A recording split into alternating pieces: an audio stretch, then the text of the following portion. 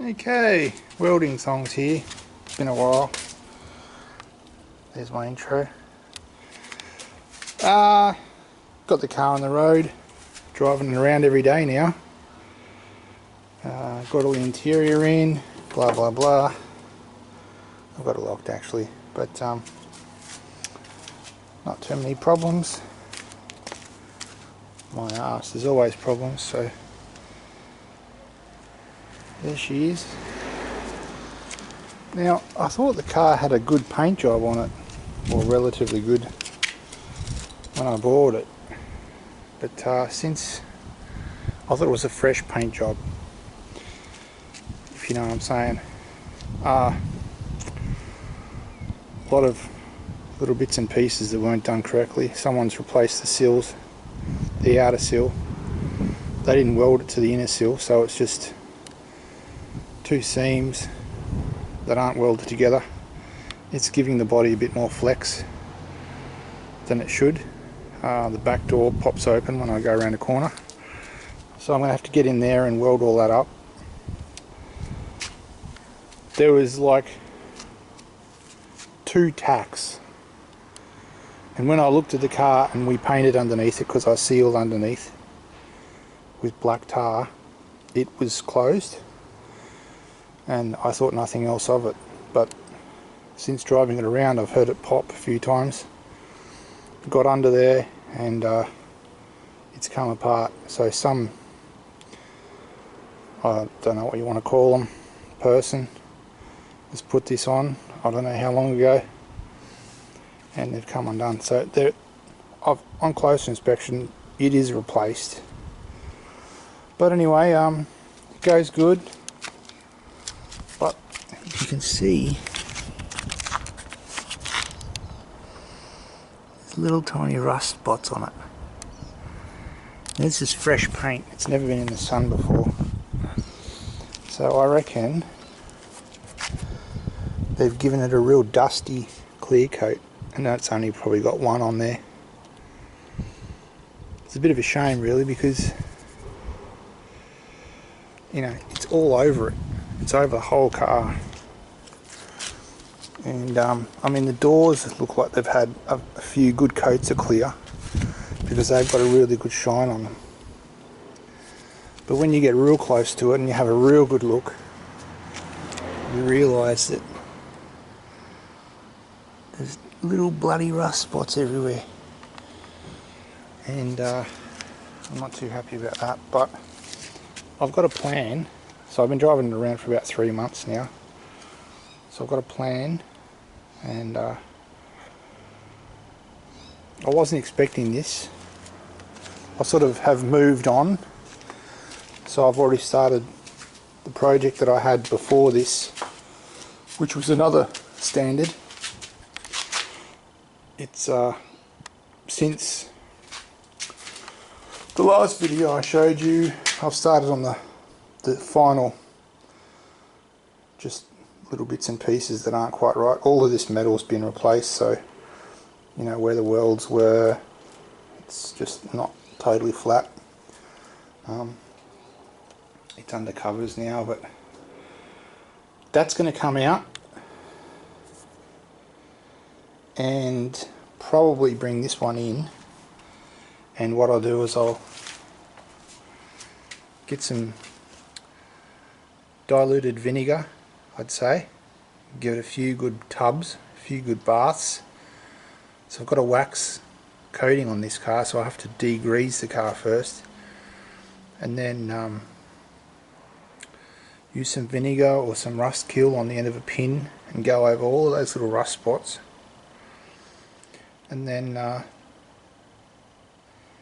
got some touch-up paint that I've bought, and I'll go over all of the little spots that I can find, and then I'll hand sand it down. I won't worry about the doors. I'll mask them off. I'll hand sand the car down, and then I'll shoot it with some clear.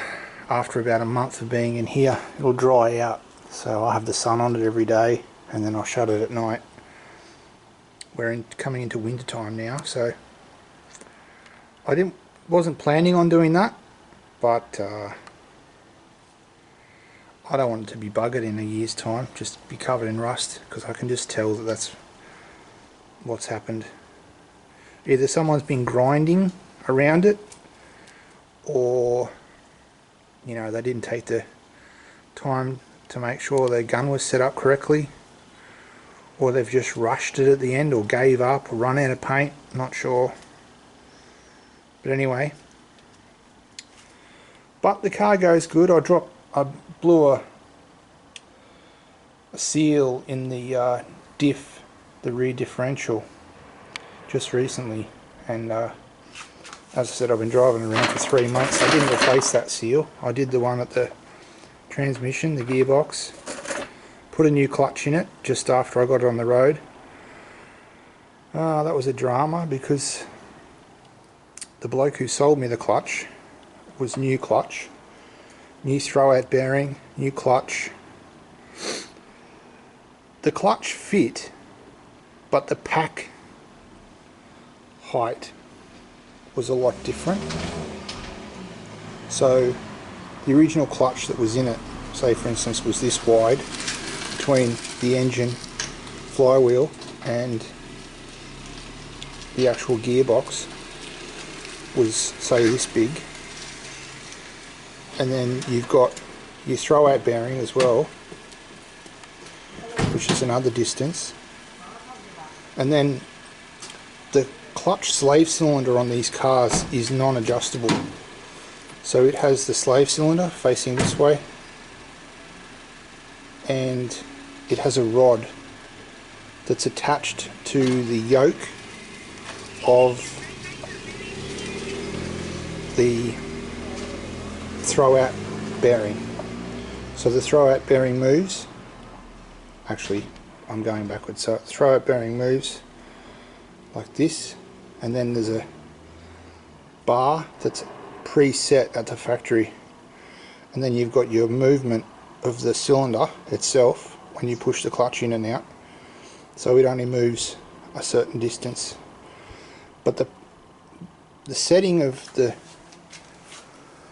clutch interface, this is another motor here, so this is the old clutch and the old throwout bearing. You can see how worn that is, it's gone. So I got about 2 days out of it, and then it went. It's my own fault for not looking at it too closely, but the pressure plate up, I mean, it's gone too, but I could have got away with it for a bit longer. But I thought, while I was in there, why not just do it? So my car is a Standard, which is a Standard motor company. They bought Triumph, and so Triumph Stags, TR6, you know, that business. And the bloke sold me a clutch pressure plate for an Austin. So the thickness of the pack, this thickness and this thickness, was different to the one that was in the motor. It must be thicker, because what was happening was I was driving along and the clutch pressure from the rod must have been just too much. Like, I'm talking millimeters here, and every time the car started off in first gear, no problem. Second gear, no problem. But as soon as you got a slight grade in the road and you put any labour under the motor, so there was any more pressure than normal, it would start to slip. So the revs would go up, but the speed wouldn't increase. And obviously the clutch was slipping. This was on the new one. So here I was, replaced the clutch, replaced the throwout bearing and the bush, the little bushing inside, and then put it in, and then lo and behold, it did the same type of deal.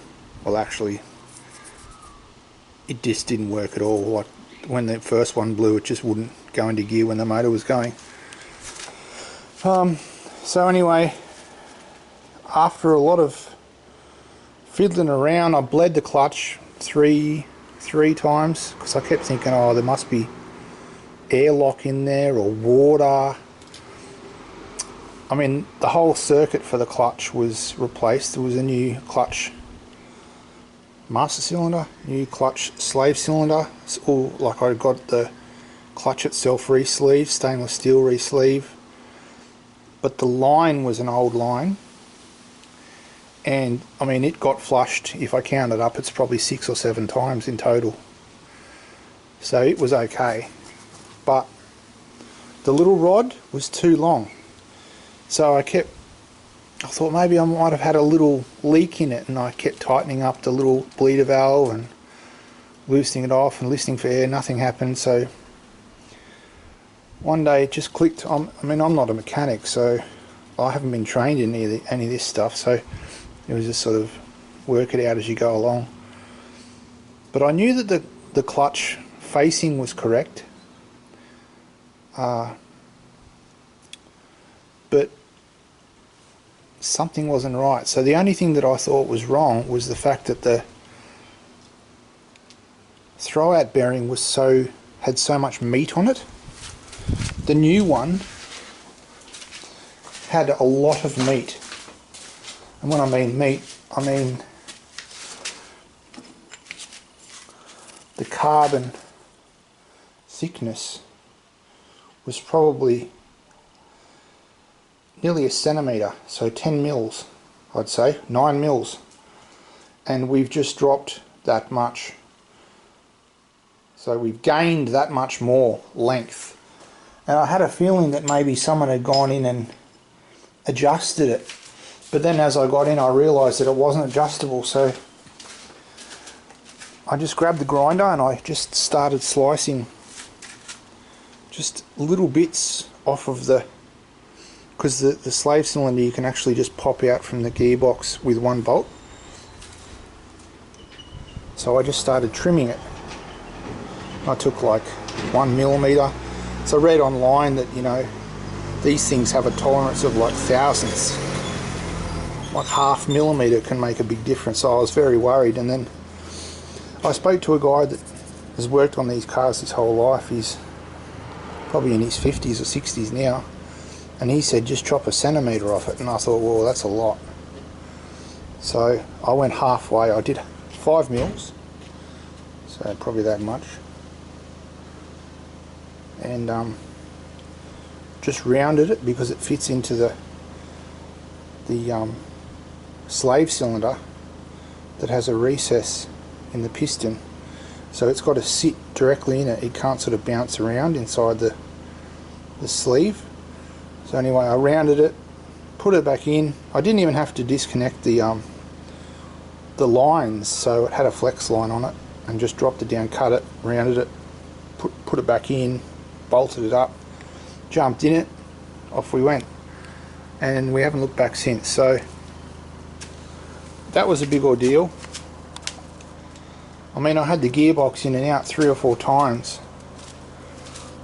I'm thinking that I had the clutch facing not centered correctly, and these cars are very small. Like, you've got to drop the mount for the gearbox. It's just a single mount above the gearbox, and that holds the motor, and the motor's on a tilt at the front, and it sort of, when you let that down, it actually hits the firewall, so there's not much movement. So it only moves up and down about 3 inches, not even. So you try and get under a car that low, pushing the gearbox in and out. So I thought maybe I'd made a mistake there, and anyway, got it sorted out. So since then, I went out and I bought myself a combi in bits. So this is a 1955 in Australia, and it would have been made in 54 in Germany. So this car was made in Western Germany, and then it was shipped out here like an IKEA flat pack. Then they assembled it, and a lot of, basically most of the vehicle is missing. So I've just got like the soul of it, if you know what I'm saying. It's all packed away. It's pretty rusty. I'll show YouTube, you know, soon. But anyway, I've picked up myself some just old ratty rims. I'm thinking I'm just going to do like a rat rod type vehicle, and this light's probably playing havoc on this camera. So what I've been doing, I'd spared you the agony of it. I'm sure there's 1,000 videos on the net about this, and I've been doing it. A lot of the parts for this car originally I did this way. I used a bucket and a battery charger, and I just did some electrolysis. So I picked up these rims fairly cheap, really cheap actually. I had to drive a fair bit for them, but they were very rusty. So they'd been sitting in mud, and a lot of it's pitted in here. But you can just feel that with weld. Like each pit, you hit it with a bit of weld, and it flattens it out. So this isn't going to be a show car. So they're not too bad. But I picked up 5 rims. I mean, there's guys out there that pick them up for next to nothing, but I haven't got all those connections. So anyway, I spent the last 4 days doing these rims in electrolysis, and I'm talking, it had ½ an inch of rust on these things. It was just covered in it. So I've got them back down to bare metal, a little bit of paint, but I'm looking for that look. So there's going to be paint on them. I'm still undecided whether I'm just going to hit them with some clear or actually take them right back, but they're probably a bit far gone to make them sort of a concourse vehicle or whatever you want to call it. But anyway, they've come up pretty good. Some of these little bits I've still got to get in better. I might even throw this back in the electrolysis. But anyway, these were rusted out, so obviously some of them were sitting where this was, just in the dirt, and the circle is carried out further, and especially on the inside. So I've got 2 more down here that are quite bad. Let me see, I'll show you this. So this one, that's where the stem goes, or where the valve goes. It's quite bad all the way around till about probably there, the rest of the rim's okay, but it's shot there. And I've got this other one, and I actually love the paint that's left on this rim. You can just see it. It's just absolutely gorgeous. I love it. And it's a lot better condition than the rest of them. But I didn't know this when I bought it, but it's actually ½ an inch wider than the rest of them. So, don't know. But I've got a feeling what I'll do is I'll section this rim. These were welded to the factory originally, from what I can gather. So what I'm going to do, keep this line correct, I'll come across here, cut, and then cut, take this section out, and then I'll probably come in here and I'll take that and I'll put it in and weld it in, and that way it'll give me that rim, and sacrifice this rim. Not too sure yet. I don't really want to lose a rim. I could probably just go and get a rim off another car, like my other vehicle there, and I've got some spare rims and hack them up. But Anyway, the smaller rust holes that I did have were here. So this one was quite badly rusted. It was basically a big hole there, and the hole continued on there and went over to here. And then at the back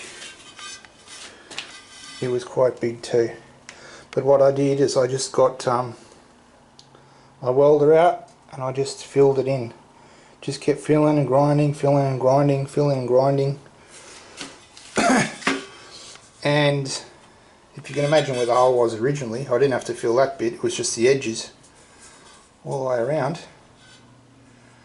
And I filled it under size, and then I came back with the grinder and ground it all flat. As I said, this isn't going to be a show car wheel. If it was, I would have bought new ones. You can buy them for $200. I don't know the quality, but these rims are originals. See that? These aren't fakes. So, where is it? See that? These are original rims. This is a little later than my car. 62, I think that says. But yeah, this one's repaired now. So onwards and upwards.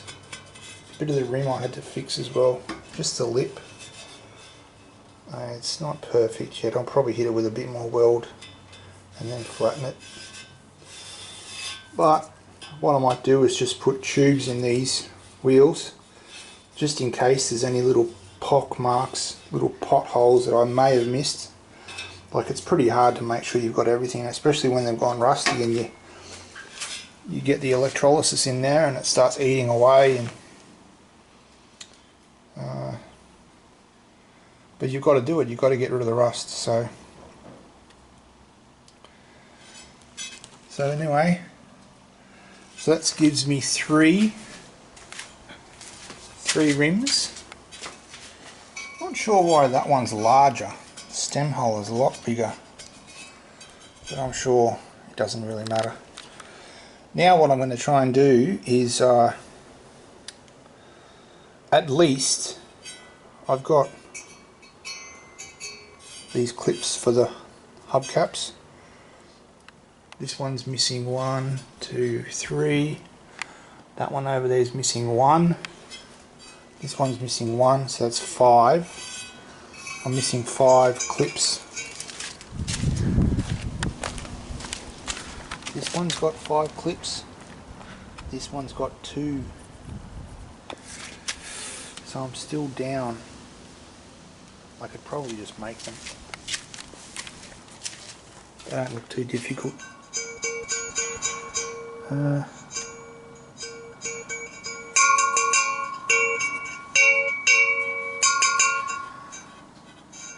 I might just try and make these. Now they've got a hot rivet in them. So what I'm going to do is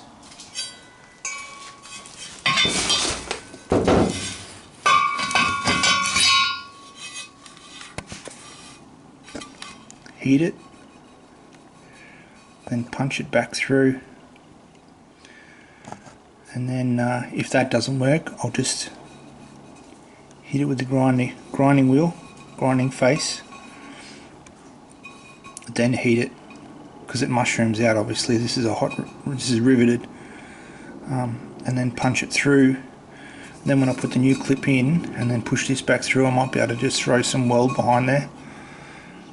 I mean, I'm not too fussed at this stage. I just want to sort of get them right. So anyway, I'll bring you back.